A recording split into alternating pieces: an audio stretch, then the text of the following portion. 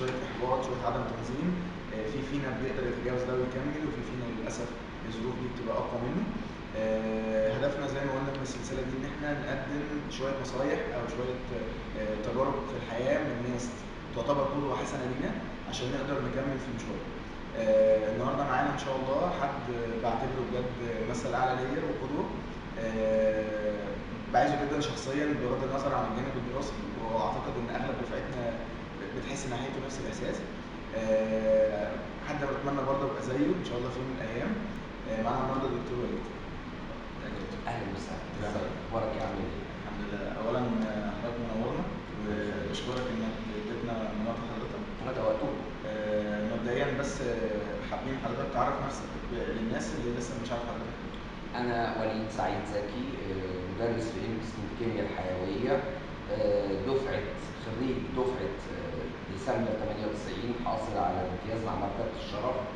وما دخلت الكليه ما كانش في دماغي لا امتياز ولا مرتبه شرف، ادينا داخلين كليه، داخلين سباق، داخلين مسابقه زي اي حاجه بنخشها في حياتنا. فانا دخلت الكليه في اكتوبر 92 اللي هي سنه الزلزال، فدي كانت البدايه. وانا تعينت في قسم الكيمياء الحيويه في عام 2000، يعني من 13 سنه. تمام. حضرتك دلوقتي احنا في فتره امتحانات وبنجهز سواء الامتحانات العملي او امتحانات الفاينل. الدنيا دي بتبقى فوضى قوي شويه، الناس بتبقى متوتره مش عارفه تنظم وقتها. حابب حضرتك تحكي لنا كنت بتعدي الفتره دي كطالب ازاي؟ وازاي قدرت تتغلب على الصعوبات دي كلها وتوصل للتعيين في الكليه؟ اول حاجه يعني طبعا ربنا يكون في عونكم كلكم، انتوا احسن مننا. مره ثانيه لما بقول انتوا احسن مننا مش بجاملكم، انتوا التحديات اللي قصادكم كتيره، ابسطها موضوع انك تبقى خريج كليه معتمده او غير معتمده، ده تحدي خطير جدا. تاني حاجه انت الريسورسز اللي بتطلب منك تكون متاحه ليك، انت عندك ابحاث بتتعمل وبرزنتيشنز وحضور محاضرات وسكاشن وسيمينارات، فاللود عليكم كتير عشان انتوا احسن، مش عشان انتوا يعني حظكم كده، لا انتوا احسن وقدراتكم العقليه احسن مننا. ففكره ان انتوا تبقوا زينا ده يعني حاجه بسيطه، لا انتوا لازم تبقوا احسن مننا عشان احنا مش جامدين للدرجات.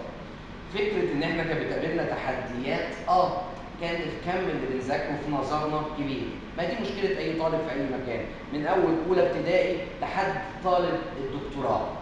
طب اعمل ايه؟ اكتئب واحبط واقفل على نفسي؟ ما حصليش انا فترات ان انا اكتئبت واحبطت؟ حصل لي الكلام ده في تانية ثانوي، لكن انا بكلمك في تانية ثانوي اكتئبت وحاسس مش عارف الم نفسي وان انا قد اسقط، قلت لا ما بديهاش، حذاكر وجيت على نفسي وشديت شديت شديت شديت وطلعت الاول على الدفعه في المدرسه. بس حسيت ان انا يعني ما استفدتش حاجه كتير. ايه يعني اطلع الاول؟ مش بقول لكم ما تطلعوش الاوائل، اطلعوا بس ما تموتوش نفسكم. انت في سباق، في مسافه طويله هتمشيها، يبقى قسم جهدك. انت داخل دلوقتي كليه الطب المفروض 6 سنين ومعاك انبوبه اكسجين قد كده، لو شفطت الاكسجين كله في سنه اولى مش هتلاقي عندك اي مجهود تعمله بعد كده، هتنهار. وزع مجهودك، اعمل يور تارجت انك تجيب امتياز. لو جبت جيد جدا مش هتموت، لو وقعت في سنه مش هتموت. طبعا ندي امثله، انا اعرف مثالين ومثالين تحبوهم وتعرفوهم ومش هقول اساميهم. واحد مهم قوي وشاطر قوي واستاذنا كلنا في البايوكيمستري، الواحد ده كان عنده يوم امتحان العملي كان امتحانه في اخر يوم والعربيه بتاعته عطلت ووصل الامتحان والامتحان بيخلص في اخر 5 دقايق. ربنا اكرمه وهو داخل مخضوض وما جاش في نص السكه، قال لك لا انا هروح واقف لهم بعدين ابقى اجيب ورقه واطلع للوكيل. لا، راح في ميعاده واشتغل وعمل التجربتين وجاب جيد جدا وقتها في الكيمياء، وبقى دلوقتي من احسن الناس عندنا في القسم. واحد تاني زميلنا حصلت لوالده حاله وفاه، والده توفى يوم امتحان الفسيولوجي في سنه ثانيه، يوميها الصبح. تقول لي طب ده يقعد في بيته؟ كان هيقعد في البيت وسط اهله اللي بيعيطوا الحزانه. لا، عمل ايه؟ نزل وراح وامتحن الفسيولوجي، وعشان هو كان جدع وشاطر طلع الاول، مش عشان كان قصاد التحدي وهو شاطر، لا، عنده هدف في دماغه ان والده اللي مات ده كان عايزه يبقى من الاوائل على الدفعه. عمل عشان، مش بحكي حواديت وهميه، انا بحكي حواديت، مش بتكلم عن نفسي، عشان ما حدش يقول لك هو هيعمل لنا فيها سوبر هيرو. انا مش سوبر هيرو، انا بتكلم عن ناس وتجارب شفتها بعينيا. شفت واحد كان طالع واحنا في سنه اولى في دفعتي اللي كانت 500 طالع 300، والانجلش الانجلش لانجوج بتاعته ضايعه، يدخل الشفا ويتريقوا عليه. ها؟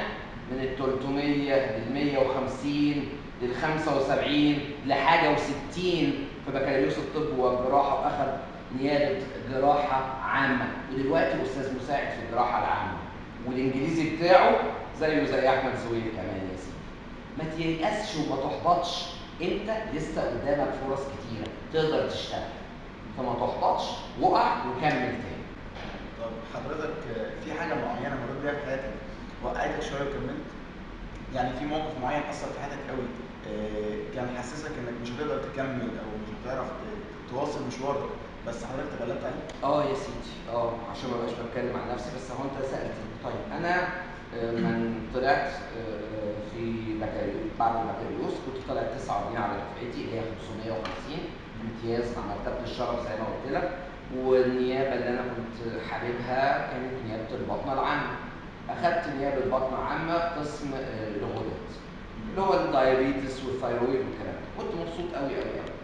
وحصل ظروف مرضيه لوالدتي وقتها، كان عندها سرطان، كان عندها كانسر بريست، فالعمليه كان محدد ليها يوم الثلاث، و يعني النايب كان يعني اقدر اقول يمكن كان شديد عليا. انتوا عارفين النيابه بتبقى حياتها شديده كده اهوت. فقلت له طب انا يعني هستاذن يوم الاثنين بالليل عشان عمليه والدتي يوم الثلاث، فقال لي لا ما انتش مروح. هو كان وقتها كان ده اظن ما بقاش موجود اللي هي الشده دي، مع اني كنت مستاذن من رئيس القسم، بس لازم استاذن من ماي سوبيريور على طول، السينيور بالظبط. فقال لي لا ما انتش مروح. فزمايلي النواب التانيين قالوا لي طب كلم رئيس القسم، كلم الاستاذ فلان، كلم اساتذتنا في اسم الغدد. فقلت لهم لا خلاص انا يعني احبطت. والدتي هتعمل عمليه عندها سرطان، والنايب الاكبر مني مش عارف ايه. قمت واخد شنطتي من السكن ومروح بيتنا وقعدت مع امي. العمليه كانت الموبايلات لسه يا دوب في بداياتها، يعني كان انا بكلمك ده سنه 2000 يعني قبل ما استلم هنا على طول.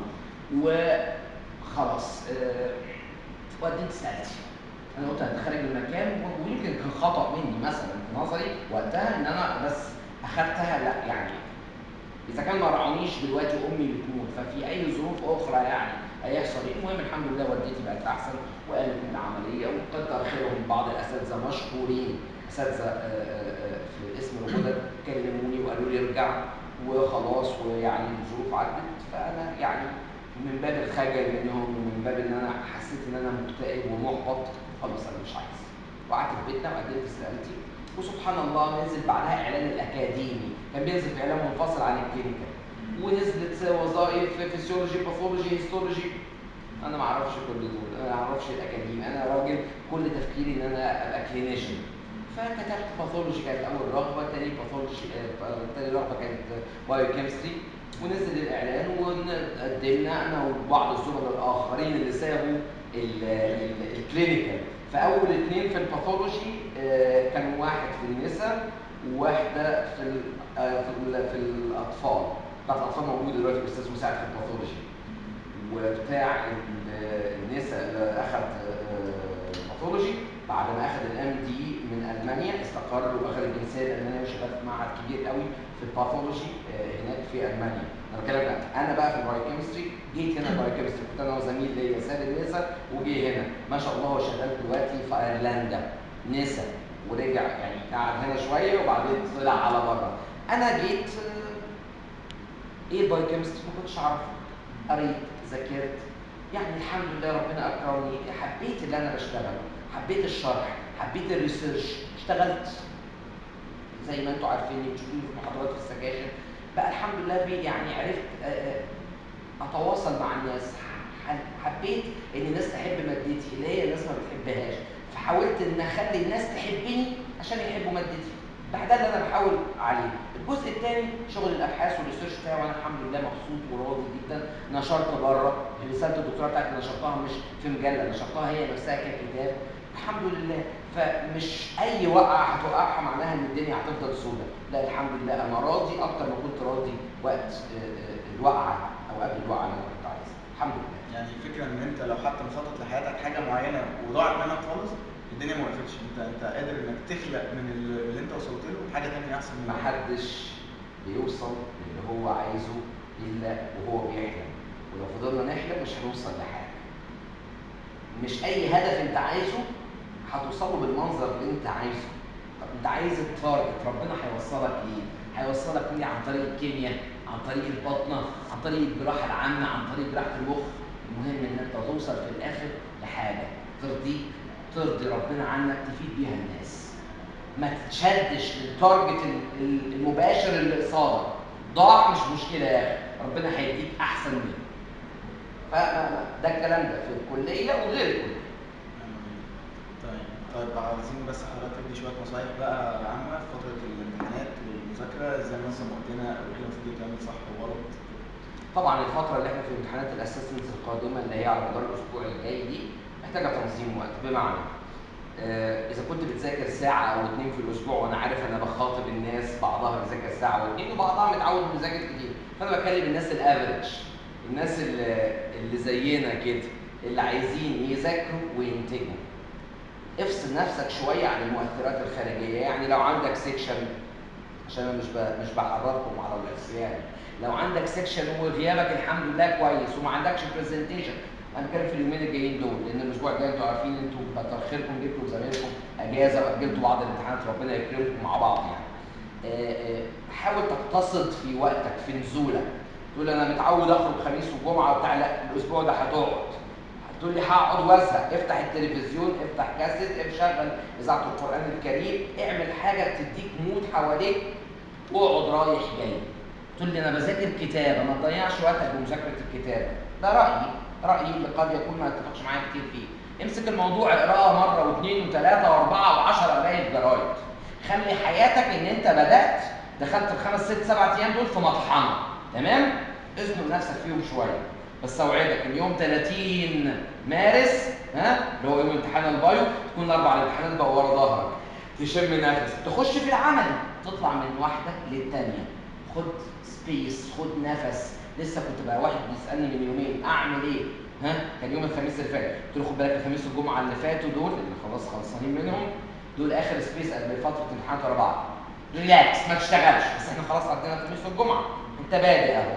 يبقى انت دلوقتي قسم مواضيعك. اليوم هتشوف الماده اللي هتختم بيها تقرا فيها دلوقتي، الماده اللي هتختم بيها تكون بتقرا فيها دلوقتي، بحيث ان اخر يومين مثلا امتحانكم السبت، عندك خميس وجمعه، انا ما اعرفش السبت دي اناتومي ولا فيزيولوجي، اناتومي، خميس وجمعه دول ما تعملش اي حاجه غير اناتومي. اللي قبل الماده البعيده تبدا فيها دلوقتي، وهكذا. طبعا تفهمين اقصد ايه. الهيستولوجي عملي هتخليه دلوقتي، الفسيولوجي نظري، يبقى انت دلوقتي هتقرا كلمتين بايو يوم ولا حاجه وتديها شويه فسيولوجي، وبعدين تشتغل اناتومي لحد ما تمتحن الاناتومي. خلصت الاناتومي تراجع على قد ما تقدر بسرعه الايه؟ الفسيولوجي. هيبقى عندك سبيس قبل العمل بتاع الهيستولوجي من يوم الاثنين بعد الظهر، الثلاث الاربع ما بقاش في بايو. هتعمل فيهم ايه؟ عمل الهيستولوجي على قد السلايدز والكلام اللي انتوا عارفينه بتاعكم، ربنا يكرمكم برضه مش قليل، يبقى تراجع في البايو. وعندك بعد الخميس امتحان الهيستولوجي، عندك الخميس بعد الظهر، وعندك الجمعه تخلص قرايه البايو. تبدا كل موضوع تقسمه بوقته، ما ترميش حاجه تقول انا هركز في دول. قسم وقتك، ما تخشش الامتحان حافظ كل حاجه، ادخل الامتحان قاري كل حاجه، ماشي؟ عشان ده اللي بينفع في الاخر ان شاء الله.